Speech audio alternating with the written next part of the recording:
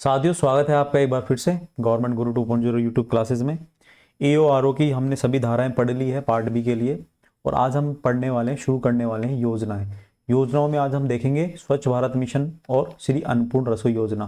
जो 8 योजनाएं उनमें से हम 2 देख लेंगे, बाकी 6 बचेंगी, उनको हम नेक्स्ट क्लास में देख लेंगे। ठीक है, तो चलिए। और ये सारे नोट्स हैं हस्तलिखित हैं, हाथ से मैंने मेरे द्वारा खुद के द्वारा बनाए हुए हैं। और ये आपको जो है टेलीग्राम चैनल पे मिल जाएंगे, वहां पे जाके आप डाउनलोड कर सकते हैं।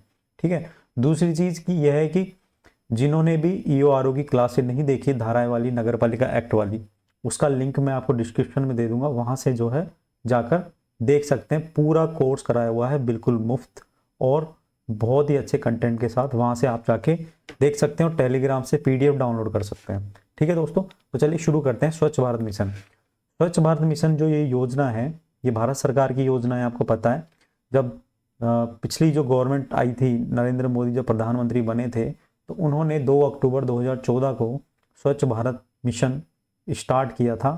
और ये जो क्रियान्वयन है, इसका जो क्रियान्वयन है वो कर रहा है दोस्तों आवास एवं शहरी विकास मंत्रालय, भारत सरकार। कौन कर रहा है? भारत सरकार, आवास एवं शहरी विकास मंत्रालय। प्रारंभ इसका किया है, कब किया गया है दोस्तों? इसका प्रारंभ देखो किया गया है 2 अक्टूबर 2014 को, है ना। इसकी जो अवधि रखी गई थी, तब 2 अक्टूबर 2014 को इसकी अवधि रखी गई थी। 2014 5 साल के लिए रखी गई थी। 2014 से लेकर 2019 तक इनका ये था कि हम जो है भारत को स्वच्छ कर देंगे, और 5 साल के लिए इसकी अवधि रखी गई थी। ठीक है, ये अभी उस टाइम की बात है। अभी वर्तमान में क्या हुआ वो एक अलग चीज है। उद्देश्य क्या है इसका? जो योजना को स्टार्ट करने का, स्वच्छ, आपको पता है कि स्वच्छ भारत मिशन का एक ही उद्देश्य है कि पूरे देश को स्वच्छ बनाना है। ठीक है, खुले में जो शौच करते थे उनको जो है हटाकर उनको जो है ODF करना है। तो और उसके बाद जो है इसका उद्देश्य ये माने गए थे, और बहुत सारी जगह ODF हो भी चुके हैं। राजस्थान भी ODF हो चुका है। और स्वच्छ भारत मिशन ये 1.0 है, 2.0 भी शुरू हो चुका है, वो हम आगे देखने वाले हैं। तो ये ध्यान में रखना है हमें कि ये जो है 2 अक्टूबर 2014 को शुरू हुआ था, और इसको जो क्रियान्वयन करने का कार्य है वो आवास एवं शहरी विकास मंत्रालय द्वारा किया जा रहा है। इसकी जो अवधि रखी गई है वो दोस्तों 5 साल की रखी गई है। ठीक है, इसका जो उद्देश्य है वो है 2 अक्टूबर 2019 तक भारत को ODF घोषित करना। ODF क्या होता है वो अभी सारी चर्चा अपन आगे करने वाले हैं। खुले में मल त्याग को समाप्त करना। खुले में जो मल त्याग करते थे लोग गांव में, आपने देखा होगा, ठीक है, उसको जो है समाप्त करना। हाथ से मेला ढोने की प्रथा को खत्म करना। हाथ से मेला ढोने का मतलब क्या हो गया? मेला ढोने का क्या मतलब हो गया? ये तो खैर गैर कानूनी हो गया। मानवाधिकार जो संस्था है उन्होंने जो है मेला ढोने की प्रथा को एक तरह से समाप्त करवा दिया है। हाथ से मेला ढोने का मतलब है कि जो भी गंदगी रहती थी, जो मल रहता था, उसको जो है हाथ से साफ किया जाता था। क्योंकि पहले फ्लश शौचालय नहीं होते थे। फ्लश शौचालय जो होते हैं ना, कि फ्लश दबाते हैं और फिर पानी आता रहता है, साफ हो जाता है। इस तरह से पहले क्या, स्वच्छ फ्लश शौचालय नहीं होते थे, है ना, शुष्क शौचालय होते थे। फिर उसमें जो है सफाई ऐसे की जाती थी। तो हाथ से मेला ढोना, इसको जो है खत्म करवाया गया था। इसके अंदर ये उद्देश्य रखा गया स्वच्छ भारत मिशन के अंदर। लोगों को स्वच्छता संबंधी आदतों को लगाना। लोगों को स्वच्छता संबंधी आदतों को लगाना इन द सेंस कि लोग जो है पहले क्या करते थे कि घर के बगल में कोई खाली जगह पड़ी तो वहाँ कचरा फेंक देते थे। चलती गाड़ी में से जो है केले के छिलके, वेपर्स वगैरह, रैपर्स, है ना, ये सब जो है बाहर फेंक देते थे। ठीक है, अब क्या है कि इन आदतों में बदलाव करने के लिए अब ऐसे लोग इम्प्लीमेंट भी कर रहे हैं, जैसे मैं करता हूँ, है ना। आप, मैं चाहता हूँ आप भी करो ये चीज़। जैसे गाड़ी में अपन चल रहे हैं, कुछ खा रहे हैं, पी रहे हैं, तो हम जो है शीशा खोलते हैं और बाहर फेंक देते हैं। ऐसा नहीं करना चाहिए। होता क्या है कि अपन तो चलो ठीक है आप कर रहे हो आज, लेकिन आपके बगल में कोई आपका कोई बच्चा बैठा है या कोई कोई भी बैठा है, तो उसको भी ये देखने का मिल जाता है कि हाँ, कचरे को जो है बाहर फेंकना है। तो हम तो कर रहे हैं, लेकिन हम साथ साथ में एक जने को और मोटिवेट कर रहे हैं ये चीज़ करने के लिए। तो हमें क्या करना चाहिए कि गाड़ी में, अब गाड़ी में भी डस्टबिन आते हैं, छोटे छोटे आते हैं, 100-150 रुपए के डस्टबिन आते हैं। गाड़ी में रखो, खूब खाओ पियो और कचरा उसमें डालो, और फिर जब एक जगह रुको तो गाड़ी में से जो है कचरा पूरा बाहर फेंक दो। ठीक है, तो ये जो है, और जैसे चलते चलते गाड़ी अपन चल रहे हैं रोड पे, रोड पे थूक रहे हैं, कचरा फैला रहे हैं, तो इस तरह से नहीं करना है। तो स्वच्छता संबंधी जो भी आदतें हैं उनको जो है लगाने के लिए स्वच्छ भारत मिशन का उद्देश्य रखा गया। SVM के कुछ घटक हैं। तो SVM के जो घटक हैं वो दो कौन कौन से घटक हैं? एक तो है ODF और एक है सॉलिड वेस्ट मैनेजमेंट, मतलब ठोस अपशिष्ट प्रबंधन। ODF की फुल फॉर्म होती है दोस्तों ओपन डिफिकेशन फ्री। ये पूछा जा सकता है एग्जाम में कि ओडीएफ की फुल फॉर्म क्या होती है, ओडीएफ का पूरा नाम क्या होता है और इसको जो है हिंदी में क्या कहते हैं, और ओडीएफ क्या होता है, ओडीएफ प्लस क्या होता है, ओडीएफ प्लस प्लस क्या होता है, ये सारी चीज़ों पे चर्चा करेंगे। ओपन डेफिकेशन फ्री मतलब हो गया खुले में शौच मुक्त। क्या हो गया दोस्तों, खुले में शौच मुक्त, शौच मुक्त। ठीक है, तो ये ध्यान में रखना है, खुले में शौच मुक्त, ओपन डेफिकेशन फ्री। तो ये एसबीएम का घटक है। ठोस अपशिष्ट प्रबंधन, सॉलिड वेस्ट मैनेजमेंट। ठीक है, जब अपन ने धाराएं पढ़ी थी तो आपने देखा होगा धारा 226 के अंदर एसबीएम की SWM सॉलिड वेस्ट मैनेजमेंट की बात की गई थी। ओडीएफ मतलब खुले में शौच मुक्त।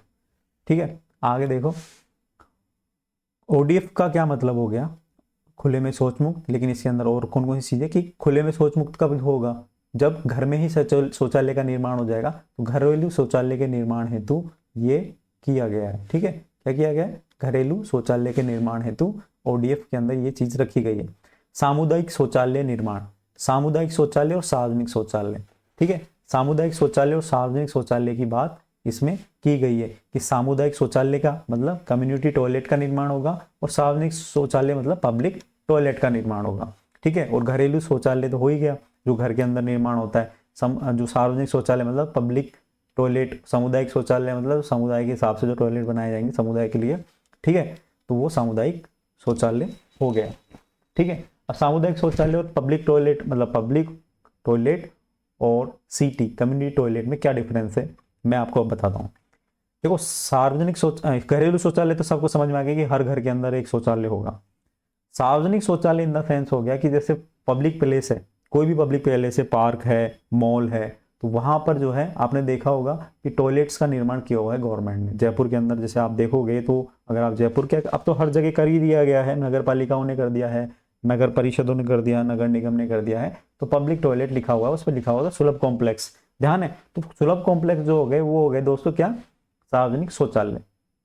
ठीक है, एक होते हैं सीटी सामुदायिक शौचालय। ये क्या होते हैं दोस्तों, जैसे मैं आपको बताऊं कि कुछ ऐसे लोग हैं जो कि कुछ जगह पे आके रहते हैं, बसते हैं, जैसे बंजारे हो गए, घुमक्कड़ हो गए, या फिर कच्ची बस्ती हो गई।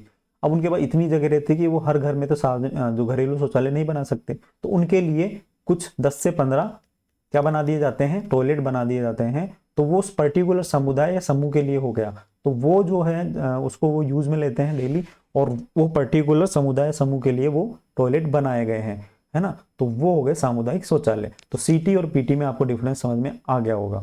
ठीक है, आगे देखो solid waste management. Solid waste management से क्या मतलब है कि घर घर कचरा संग्रहण। सॉलिड वेस्ट मतलब सॉलिड मतलब ठोस, ठोस कचरे का प्रबंधन कैसे करेंगे, तो घर से जो भी कचरा निकलता है तो उसके लिए जो गाड़ी वाली आया, घर से कचरा निकाल, वो वाली जो गाड़ी है तो आपसे घर से जो भी कचरा है वो ले जाती है, उसका जो है उसका संग्रहण हो रहा है, हर घर में जाकर जो है गाड़ी जा रही है घर के आगे और वो उसका कचरे का संग्रहण हो रहा है। तो इस तरह से सॉलिड वेस्ट का मैनेजमेंट किया जा रहा है।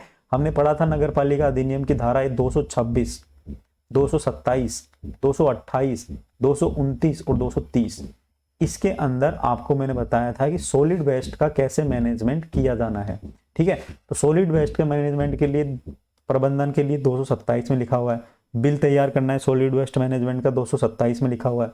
228 में क्या लिखा हुआ है, नगर पालिका की संपत्ति होगी, सॉलिड जो कचरा रहता है वो नगर पालिका की संपत्ति माना जाएगा। ठीक है, और 229 में लिखा है कि कचरे को डिस्पोजल करने के लिए स्थान उपलब्ध करवाया जाएगा। तो ये ध्यान में रखना है आपको कि सॉलिड वेस्ट मैनेजमेंट, ठीक है, सॉलिड वेस्ट मैनेजमेंट धारा 229, 226, 227, 228, 229, 230।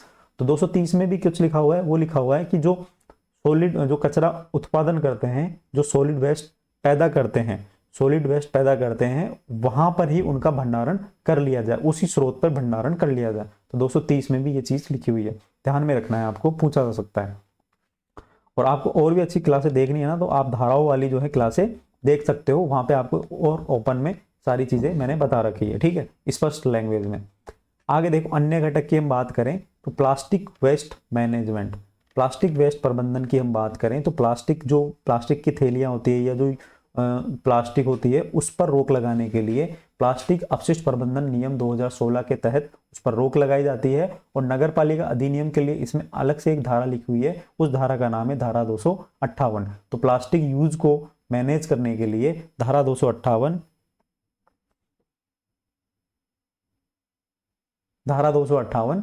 में कहा गया है प्लास्टिक वेस्ट को, प्लास्टिक थैलियों पे प्रतिबंध लगाने के लिए।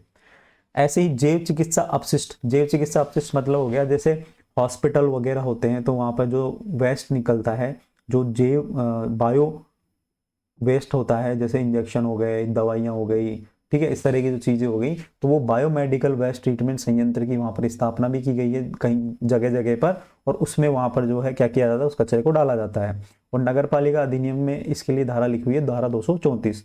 ठीक है, देखो योजनाएं कोई भी करा देगा, आप वहां से पढ़ लेना, कोई दिक्कत नहीं है, लेकिन इस तरह से जो है ना धाराओं के साथ जो जोड़ के मैंने करवाया है ये आपके लिए मैंने मेहनत करी है। ठीक है, तो यहाँ पर आपको पूरा प्योर कंटेंट मिलेगा और बस भरोसा आपको मेरे पे रखना है। और साथ ही क्या करना है आपको, आप ये सारी पीडीएफ मैं आपको उपलब्ध करा दूंगा, लेकिन पीडीएफ उनको ही मिलेगी जो क्लास पूरी देखेगा, ये मैं आपको बता देता हूँ। ठीक है, टेलीग्राम पे आपको पीडीएफ मिल जाएगी, कोई दिक्कत नहीं है, आप नोट्स मत बनाओ, बस समझ लो। ठीक है, तो ये ध्यान में रखना है कि आपको जो है टेलीग्राम से पीडीएफ ले लेनी है। धारा 234 बायो अपशिष्ट वाला। ठीक है, परिसंकट में अपशिष्ट के लिए धारा 235 में लिखा हुआ है, नगर पालिका अधिनियम 2009 की धारा 235 में लिखा हुआ है। तो ये जो अन्य घटक है स्वच्छ भारत मिशन के अंतर्गत। ठीक है, स्वच्छ भारत मिशन के कुछ लक्ष्य हैं जिन्हें प्राप्त किया जाना है। तो लक्ष्य क्या है दोस्तों, है ना, लक्ष्य है कि जो व्यक्तिगत घरेलू टॉयलेट है वो बनाने हैं 66.42 लाख, 66.42 लाख, ये डेटा याद रख लेना, ये पूछा जा सकता है। सामुदायिक शौचालय बनाने हैं पूरे देश में, पूरे देश की बात है दोस्तों, 2.52 लाख सामुदायिक शौचालय बनाने हैं। और 2.56 लाख क्या बनाने हैं, सार्वजनिक शौचालय, ये हो गया कम्युनिटी टॉयलेट, ये हो गया पब्लिक टॉयलेट, सीटी और पीटी। ठीक है, और 100% में 100% घर घर कचरा संग्रहण करना है, ये उद्देश्य है हमारे स्वच्छ भारत मिशन का। 66 लाख तो हमको व्यक्तिगत शौचालय बनाने हैं और 2.50 लाख सामुदायिक शौचालय बनाने हैं और 2.56 लाख सार्वजनिक शौचालय बनाने हैं और 100% घर घर कचरा संग्रहण करना है। घरेलू शौचालय निर्माण की सहायता राशि सरकार ने 2014 के अंदर, आपने देखा होगा कि जो भी घरेलू शौचालय जिनके घर में नहीं थे उनके निर्माण के लिए सरकार ने पैसे दिए थे। ठीक है, सरकार ने माना था कि एक जो टॉयलेट है उसकी कीमत लगभग 20,000 रुपये आ सकती है। एक घर में जो एक टॉयलेट बनाने की कीमत आ सकती है 20,000 रुपये, तो जिसमें से 20,000 में से 4,000 रुपये तो केंद्र सरकार आपको देगी। ठीक है, 4,000 रुपये राज्य सरकार देगी और 4,000 रुपये नगरीय निकाय देगी। कौन देगी, नगरीय निकाय देगी। नगरीय निकाय मतलब जो भी नगर पालिका आपके लगती है वो देगी। तो इस तरह से 12,000 रुपये का जो है सहायता जो है किसको आपको सरकार के द्वारा दी जा रही थी। ठीक है, 12,000 रुपये की सहायता किसके द्वारा दी जा रही थी, सरकार के द्वारा दी जा रही थी। ठीक है, और बाकी जो शेष राशि है, शेष राशि कितनी बच गई, 8,000 रुपये, 8,000 बच गए। तो 8,000 रुपये आप या तो आप खुद स्वयं खर्च करो या फिर आप जो है CSR फंड, जो CSR फंड के द्वारा भी ये जो भुगतान कर दिया जाता था। ठीक है, तो ये ध्यान रखना कि केंद्र सरकार 4,000 रुपये, राज्य सरकार 4,000 रुपये और संबंधित जो नगर पालिका है वो भी जो अपने बजट में से 4,000 रुपये दे रही थी एक शौचालय के निर्माण के लिए। ठीक है, ये पूछा जा सकता है। अब हुआ क्या, स्वच्छ भारत मिशन 2019 में खत्म हो गया। क्या हो गया दोस्तों, स्वच्छ भारत मिशन 2019 में, क्योंकि उसकी 5 साल की अवधि खत्म हो गई थी और बहुत सारी उपलब्धियां भारत सरकार ने प्राप्त कर ली थी, हमारे देश ने प्राप्त कर ली थी। लेकिन अब जो है कुछ कमियां रह गई थी, उन कमियों को और जो है दूर करने के लिए जो है स्वच्छ भारत मिशन शहरी 2.0 लाया गया और इसकी जो प्रारंभ करने की तिथि थी वो थी 1 अक्टूबर 2021। 1 अक्टूबर 2021 को स्वच्छ भारत मिशन 2.0 चलाया गया। ठीक है, और इसका जो क्रियान्वयन वही मंत्रालय जो पहले कर रहा था, आवासन एवं शहरी विकास मंत्रालय, आवासन एवं शहरी विकास मंत्रालय इसका क्या कर रहा था, क्रियान्वयन कर रहा था। अवधि इसकी 5 वर्ष रखी गई है, मतलब 1 अक्टूबर 2021 से लेकर 31 मार्च 2026 तक इसकी अवधि रखी गई है। ये अवधि इंपॉर्टेंट है, पूछा जा सकता है एग्जाम के अंदर कि इसकी जो अवधि रखी गई है वो 5 वर्ष की रखी गई है, जो 1 अक्टूबर 2021 से शुरू हुई और 31 मार्च 2026 तक इसकी अवधि रखी गई है। इसका जो वित्त पोषण है दोस्तों, इसका जो वित्त पोषण है वो केंद्र सरकार करेगी 60%, और राज्य सरकार करेगी दोस्तों 40%। तो 60:40 में जो है ये वित्त पोषण किया जा रहा है। इसमें लगभग 1,41,00,000 करोड़ रुपए, 1.41 लाख करोड़ रुपए अनुमानित किए गए हैं, खर्चा इसमें होने वाला है। किसमें? स्वच्छ भारत मिशन 2.0। इसका जो उद्देश्य रखा गया है वो रखा गया है डोर टू डोर कचरा संग्रहण जो किया जा रहा है उसको और भी ज्यादा प्रबल बनाना है। शहरों को जो है कचरा मुक्त बनाना है। शहरों को क्या बनाना है दोस्तों? कचरा मुक्त बनाना है। काफी हद तक जो है कंट्रोल हुआ है, लेकिन फिर भी जो है अभी भी आवश्यकता है कि शहरों को कचरा मुक्त बनाने की। ठीक है। एकल उपयोग प्लास्टिक पर पूरी तरह से प्रतिबंध लगाया गया है। इसका क्या मतलब है? एकल उपयोग, जो प्लास्टिक, जैसे हम चाय पीते हैं, चाय के जो कप होते हैं ना, उसके अंदर जो प्लास्टिक की लेयर होती है उनको भी बैन किया गया है। ठीक है। जो थैलियां होती है उनको बैन किया गया है। तो एक बार जो उपयोग में आने वाली प्लास्टिक है उसको जो है बैन किया गया है। ठीक है, उसको बैन किया गया। अगर उसको उपयोग करता हुआ कोई पाया जाता है तो उसके ऊपर जुर्माना लगेगा। अब ऐसे मत बोलना कि तुम कि सर अभी भी हम तो जो है थड़ी पे बैठ के चाय पी रहे हैं। देखो बैन है, ठीक है, वो एक यूज हो रहा है, वो एक अलग चीज है।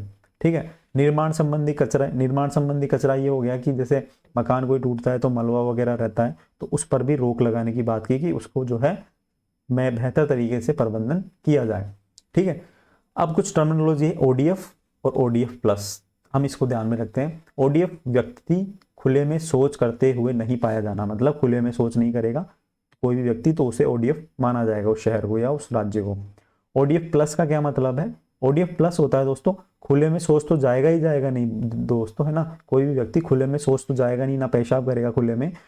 उसके साथ साथ सामुदायिक और सार्वजनिक शौचालय, सामुदायिक और सार्वजनिक शौचालय की उपलब्धता भी सुनिश्चित करना है और उनका रखरखाव अच्छे से करना है। तो यह ध्यान रखना कि ओडीएफ मतलब खुले में शौच मुक्त, तो ओडीएफ प्लस मतलब खुले में शौच मुक्त तो है ही, प्लस मतलब सीटी और पीटी इनका जो है बेहतर प्रबंधन करना। अब एक और पाया जाएगा वो है ओडीएफ प्लस प्लस। तो दोस्तों ओडीएफ प्लस प्लस ये जो है इसमें ये क्या है? खुले में शौच मुक्त तो होगा, ठीक है, पहली बात। दूसरा सीटी और पीटी तो रहेंगे, सीटी पीटी मतलब कम्युनिटी टॉयलेट और पब्लिक टॉयलेट तो रहेंगे ही रहेंगे, और साथ साथ में मल कीचड़ और सीवरेज का भी बेहतर प्रबंधन होगा। तो उसको जो टैग मिलेगा वो मिलेगा ओडीएफ प्लस प्लस का। ठीक है, ये आपको ध्यान में रखना है। आगे देखो स्वच्छ भारत मिशन 2.0 के तहत 1 लाख से कम आबादी वाले शहरों को ओडीएफ प्लस तथा ओडीएफ प्लस प्लस प्रमाणित किया जाता है। ठीक है, 1 लाख से कम आबादी वाले अगर जो शहर हैं, अगर वो ये सारी जो है प्राप्त कर लेते हैं, ये सारी जो निर्देश हैं इनको पालन कर लेते हैं, तो उनको ओडीएफ प्लस और ओडीएफ प्लस प्लस का क्या दिया जाएगा? टैग दिया जाएगा, उनको प्रमाण पत्र दिया जाएगा। 1 लाख से कम आबादी वाले शहरों का 50% जल उपचारित कर पुनः उपयोग में लाना इसका उद्देश्य है दोस्तों। किसका? ये इसका उद्देश्य है आपका स्वच्छ भारत मिशन 2.0 का। 1 लाख से जो भी कम आबादी वाले शहर हैं उसमें जो 50% जल, मतलब जो पानी वेस्ट जा रहा है उसको जो है पुनः यूजेबल बनाने के लिए सीवर ट्रीटमेंट प्लांट लगाना, है ना, इस तरह से जो है उसको दोबारा उपयोग में लाने के लिए जो है ये स्वच्छ भारत मिशन के अंदर ये चीज रखी गई है। तो ये उद्देश्य है 50% जो जल है, जो वेस्ट है, उसको 50% क्या है? पुनः उपयोग में लाने के लिए। आगे देखो कचरा मुक्त शहर को जो है पूरी तरह से कचरा मुक्त बनाना है, और कम से कम जो है 3 स्टार रेटिंग उसको दी जाएगी अगर वो कचरा मुक्त हो जाएगा। और ये जो रेटिंग दी जाएगी वो आवासन और शहरी मंत्रालय द्वारा दी जाएगी। आगे देखो कचरा मुक्त शहरों के लिए राष्ट्रीय व्यवहार परिवर्तन फ्रेमवर्क का शुभारंभ किया गया है। ठीक है, ये ध्यान में रखना है आपको ये टर्मिनोलॉजी। एक्स्ट्रा फैक्ट देखो, फैक्ट क्या है? एसबीएम 2.0 का राजस्थान में नोडल विभाग कौन है? राजस्थान के अंदर इसको क्रियान्वयन करने का जिम्मेदारी किसको सौंपी गई है? स्थानीय निकाय विभाग, जो नगर पालिका और नगर परिषद का जो हेड ऑफ द डिपार्टमेंट है डीएलवी, उसको ये क्या है? सौंपी गई है। ठीक है, आगे देखो राजस्थान ओडीएफ घोषित हो चुका है 13 अप्रैल 2018 को। ओडीएफ कब घोषित हो चुका है? पूरी तरह से 13 अप्रैल 2018 को ओडीएफ घोषित हो चुका है। राजस्थान का पहला ओडीएफ जिला कौन सा है? बीकानेर। कौन सा है दोस्तों? पहला ओडीएफ जिला कौन सा है? बीकानेर। और यहां से प्रश्न आएंगे दोस्तों, ये आपको ध्यान में रखना है कि पहला ओडीएफ जिला बीकानेर है। पहला ओडीएफ जनजातीय जिला डूंगरपुर। ठीक है, पहला ओडीएफ निकाय, पहली कौन सी ओडीएफ निकाय कौन सी है? फुलेरा। ठीक है, और पहला ओडीएफ गांव जाहोता जयपुर पहला ओडीएफ गांव है। ठीक है। और पहली निकाय कौन सी है? फुलेरा जयपुर, फुलेरा नगर पालिका जयपुर के अंदर स्थित है। और ये जो है पहली ओडीएफ निकाय है। और पहला ओडीएफ प्लस गांव कौन सा है? जाहोता जयपुर। ओडीएफ प्लस गांव कौन सा है? जाहोता जयपुर। ठीक है, दोबारा से देख लो, ओडीएफ जिला बीकानेर है, ओडीएफ जनजातीय जिला कौन सा है? डूंगरपुर है, ओडीएफ निकाय कौन सी? फुलेरा नगर पालिका है, और ओडीएफ प्लस गांव कौन सा है? जाहोता जयपुर के अंदर। ठीक है, ये आपको ध्यान में रखना है। आगे देखो, एसबीएम की टैगलाइन क्या है? एक कदम स्वच्छता की ओर। क्या है दोस्तों? एक कदम स्वच्छता की ओर। ठीक है, ये जो टैगलाइन है श्री भाग्य सेठ ने डिसाइड करी थी। भाग्य सेठ द्वारा, श्री भाग्य सेठ द्वारा क्या है ये लाइन दी गई है, एक कदम स्वच्छता की ओर। और इसका जो लोगो डिजाइन है, लोगो डिजाइन आपने देखा होगा एसबीएम का, गांधी जी का चश्मा है। ठीक है, उस पर लिखा है स्वच्छ भारत, इस तरह से है ना। तो लोगो जो है श्री अनंत ने डिसाइड किया था। तो ये इंपॉर्टेंट है दोस्तों, इंपॉर्टेंट है, यहाँ से प्रश्न आने की उम्मीद है। बाल स्वच्छता सप्ताह कब मनाया जाता है? बाल स्वच्छता सप्ताह, तो बाल दिवस कब आता है? नवंबर में आता है। तो इस तरह से नवंबर माह में बाल स्वच्छता सप्ताह मनाया जाता है।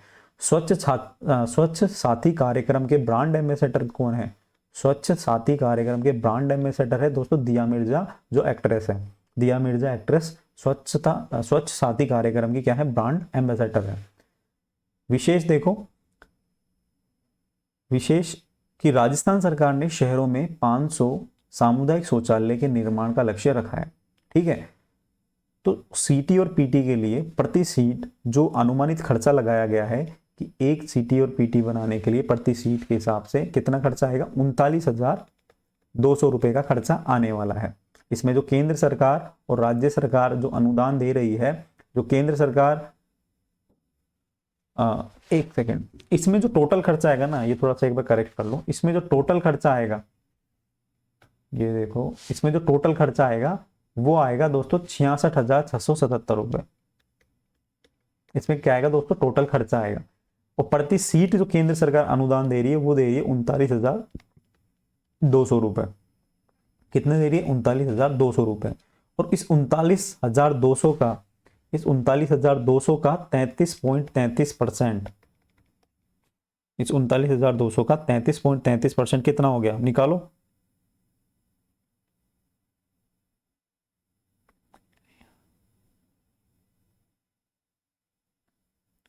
39,200 का 33.33% कितना हो गया?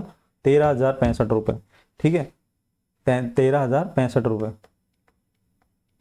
ये कौन दे रही है? राज्य सरकार। ठीक है, ये केंद्र सरकार दे रही है, ये स्टेट गवर्नमेंट दे रही है, और जो नगरीय निकाय है वो बाकी पैसे दे रही है। ठीक है, तो इस तरह से जो है ये सारी चीजें हैं। तो एक तरह से आप ये मान लो कि प्रति सीट केंद्र सरकार जो दे रही है 39,200 रुपए दे रही है, और इसमें जो टोटल खर्चा आ रहा है वो आ रहा है 66,677 रुपए। 66,677 रुपए इसमें खर्चा आ रहा है। ठीक है, तो स्वच्छ भारत मिशन इससे ज्यादा पूछा जाएगा नहीं। एक ये जो है अभी क्या चल रहा है? स्वच्छता सर्वेक्षण चल रहा है दोस्तों। स्वच्छता सर्वेक्षण के बाद जो है स्वच्छता रैंकिंग निकलेगी, तो वो मैं आपको अलग से करा दूंगा। तो जनवरी के लास्ट में जो है सर्वे कंप्लीट हो जाएगा, तो फरवरी के फर्स्ट वीक में जो है ये रैंकिंग निकल के आ जाएगी। तो मैं वहाँ पे अपडेट करा दूंगा कि कौन सा शहर किस नंबर पे रहा है। ठीक है, राजस्थान का नंबर कौन सा आया है और जयपुर का नंबर कौन सा आया है, राजस्थान के किन शहरों को जो है मतलब पहले स्वच्छता के मामले में पुरस्कृत किया गया है, ये मैं आपको बता दूंगा। ठीक है, आगे देखो, नेक्स्ट हमारी योजना है श्री अन्नपूर्णा रसोई योजना। श्री अन्नपूर्णा रसोई योजना हमारे सिलेबस में नहीं है, हमारे सिलेबस में है इंदिरा गांधी रसोई योजना। ठीक है, तो दोस्तों कोई बात नहीं है, उसी का नाम चेंज करके श्री अन्नपूर्णा रसोई योजना कर दिया गया है। इसका जो पुराना नाम है इंदिरा रसोई योजना है, इसका जो नाम परिवर्तन किया गया है वो 6 जनवरी 2024 को किया गया है। ठीक है, ये ध्यान में रखना, अन्नपूर्णा रसोई योजना का नाम जो है रखा गया है 6 जनवरी 2024 को।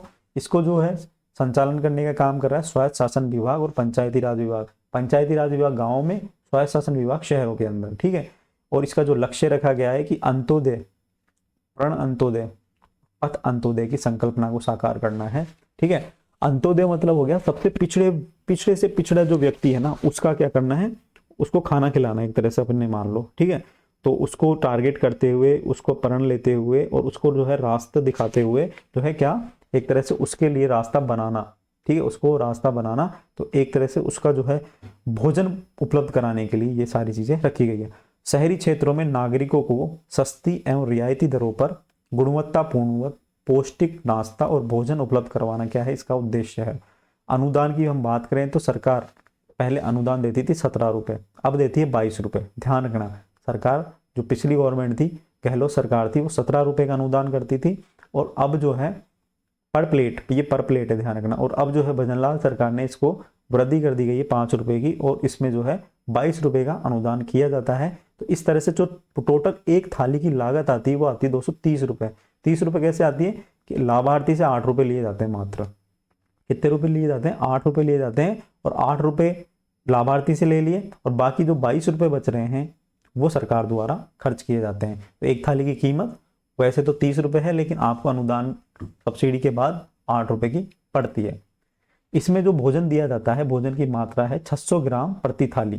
600 ग्राम भोजन मिलता है एक व्यक्ति को एक समय का, ठीक है। पहले 450 ग्राम था, जिसको 600 ग्राम कर दिया गया है अभी सरकार के द्वारा, जिसमें 300 ग्राम तो आपको चपाती मिलेगी। क्या मिलेगी दोस्तों? 300 ग्राम चपाती मिलेगी, और 100 ग्राम आपको क्या मिलेगी? सब्जी मिलेगी। कोई भी जो सीजनल सब्जी हो सकती है वो सब्जी मिलेगी 100 ग्राम। 100 ग्राम आपको दाल मिलेगी, ठीक है। आपके प्रोटीन इंटेक का ध्यान रखा गया है पूरा, तो 100 ग्राम आपको दाल मिलेगी, और 100 ग्राम दोस्तों आपको क्या मिलेगी?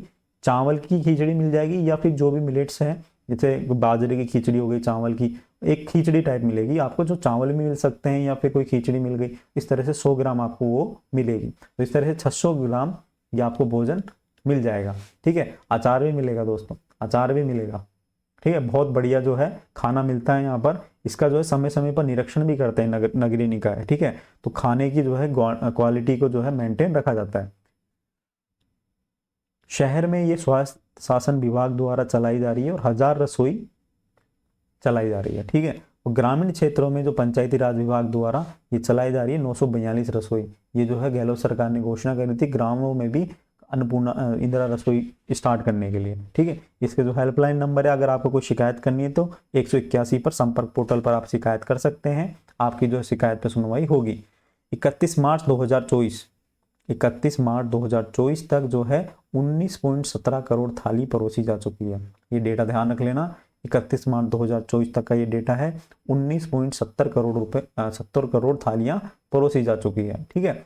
आगे देखो, इसकी जो शुरुआत हुई थी दोस्तों, इसकी शुरुआत हुई थी मेनली तो 20 अगस्त 2020 को हुई थी, और इसकी जो थीम थी कोई भूखा न सोए, कोई भूखा न सोए इसकी थीम थी। 20 अगस्त 2020 को ये शुरुआत हुई थी, और अभी जो है इसका जो नाम जो है चेंज कर दिया गया है, और इसका नाम जो चेंज करके 6 जनवरी 2024 को इसका नाम चेंज करके क्या रख दिया गया है? श्री अन्नपूर्णा रसोई योजना।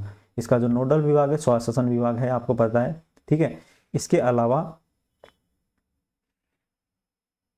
इसके अलावा जो है इसमें जो समय रखा गया है लंच का और डिनर दोनों का समय रखा गया है। सुबह 8:30 बजे से लेकर दोपहर के 3 बजे तक तो आप लंच कर सकते हैं, और डिनर की बात करें तो शाम को 5 बजे से लेकर शाम को 8 बजे तक आपको डिनर मिल जाएगा। 8 रुपये आपको देने हैं एक थाली के, और ये सारे भोजन आपको उपलब्ध हो जाएगा, ठीक है। इसका जो है प्रत्येक रसोई के संचालन हेतु एक मुश्त 5 लाख रुपए दिए जाते हैं। मतलब जो उसका स्ट्रक्चर बनाने के लिए, आधारभूत ढांचा बनाने के लिए 5 लाख रुपए दिए जाते हैं, और 3 लाख रुपए प्रति वर्ष आवर्ती व्यय का, मतलब मेंटेनेंस के लिए 3 लाख रुपए हर साल के लिए होते हैं, और एक मुश्त 5 लाख रुपए का इसमें प्रावधान किया गया है। जो रसोई होती है, जो रसोई बनाई जाती है, उसको बनाने के लिए, उसमें जो सुविधाएं उपलब्ध कराने के लिए एक मुश्त 5 लाख रुपए दिए जाते हैं। और मेंटेनेंस के लिए, क्योंकि मेंटेनेंस उसमें देखो जो क्या होते हैं, कर्मचारी होते हैं ना, जो खाना बनाते हैं, सफाई करते हैं, ठीक है। या एक कंप्यूटर ऑपरेटर होता है, उसकी जो क्या बोलते हैं उसको, उसकी तनख्वाह हो गई। तो 3 लाख रुपए प्रति साल एक रसोई पे खर्च किए जाते हैं, और एक मुश्त जो है 5 लाख। ये ध्यान में रखना, कंफ्यूज मत होना इसमें। और इंदिरा रसोई योजना में रियल टाइम ऑनलाइन मॉनिटरिंग होती है, ठीक है। तुरंत मैसेज आएगा आपके मोबाइल के ऊपर कि किस तरह का खाना है, फीडबैक आप तुरंत दे सकते हो, ठीक है। तो ये है बात। प्रायोजित भोजन का प्रदर्शन डिस्प्ले बोर्ड पर किया जाता है। जैसे मान लो आपका बर्थडे, एक बढ़िया सुविधा है, मेरे को बहुत बढ़िया लगी, और मैंने किया भी था ये मेरे बर्थडे पर। दिसंबर में मेरा बर्थडे था तो मैंने किया था। इसमें 8 रुपए की एक थाली मिलती है ना। अब आपको क्या है कि आपको लगता है कि यार अपन को गरीबों को खाना खिलाना चाहिए, तो आप क्या करो, आपका बर्थडे या एनिवर्सरी, कोई भी ओकेजन हो गया, आपके घर में किसी बच्चे का बर्थडे, आपका बर्थडे, माता पिता किसी का भी एनिवर्सरी है, तो आप क्या करो कि वहाँ जाओ, ठीक है, जो भी आसपास जो भी खाना जो खाना चाहते हैं लोग, ठीक है, उनको ले जाकर वहाँ बैठा दो। जैसे मान लो आप 10 जने को ले गए, 11 जने को ले गए, मान लो 11 जने को ले गए और 11 जनों का वहाँ पे पेमेंट कर दिया आपने। कितना हो गया 11 जनों का? 88 रुपये, ठीक है। 88 रुपये में आप 11 जनों को खाना खिला रहे हो, ठीक है। 88 रुपये में 11 जने को खाना खिला रहे हो आप, उनको खाना खिला दिया जाएगा और आपका जो नाम कि श्री, आज का भोजन श्री श्री, मेरा नाम लिख लो, मैंने किया था तो पुनीत, श्री पुनीत द्वारा, ठीक है, जन्म दिवस के उपलक्ष्य में, ऐसे लिखे, जन्म दिवस के कारण से प्रायोजित है। आपका बोर्ड पे नाम आएगा और बढ़िया तरीके से जो है आपका एक तो मन को संतुष्टि मिलेगी। देखो सबसे बड़ी बात तो है, नाम से तो क्या ही होता है, सबसे बड़ी बात है मन को संतुष्टि मिलेगी। तो आप ऐसा कर सकते हो, मैं चाहता हूँ कि आप करो एक बार और मुझे बताना कि अगर किसी ने किया हो तो। अभी अगर 2-5 दिन 10 दिन में किसी का जन्मदिन आ रहा है तो आप एक बार करना वहाँ पे, तो आपका जो है बिल्कुल बाकायदा नाम लिखा जाएगा, ठीक है। और प्रारंभ में 213 नगरीय निकायों में 358 रसोइयाँ संचालित हुई थी, लेकिन और इसका जो बजट था वो 100 करोड़ रुपए था। अब बजट 2023-24 में रसोइयों की संख्या 1000 से बढ़ाकर 2000 करने का निर्णय लिया गया है। हालांकि ये अभी तक कारगर नहीं हुई है, लेकिन निर्णय ले लिया गया है कि 1000 जो शहर में रसोइयाँ चल रही है उसको जो है 2000 हम कर देंगे, ठीक है। 1000 रसोइयों को 2000 कर देंगे। और एक टारगेट रखा गया है नगर निगम और नगर परिषद नगर पालिका में कि दोपहर में नगर निगम के अंदर 300 थाली है ना, 300 थाली नगर निगम क्षेत्र में परोसी जाएंगी और रात्रि में भी 300 थाली परोसी जाएगी। नगर परिषद और नगर पालिका क्षेत्र में 150 थाली और रात में भी 150 थाली परोसी जाएंगी, ठीक है। ये टारगेट है, इस टारगेट को अचीव करना है और मतलब हो जाता है इजीली टारगेट। पूरे जयपुर के शहर नगर निगम के अंदर 300 थालियां आराम से निकल जाती है, ठीक है। ऐसा नहीं एक रसोई से नहीं है, जहां पे भी जितनी भी रसोइयां हैं तो वहां से पूरे शहर की बात है ना, ये ध्यान में रखना है आपको।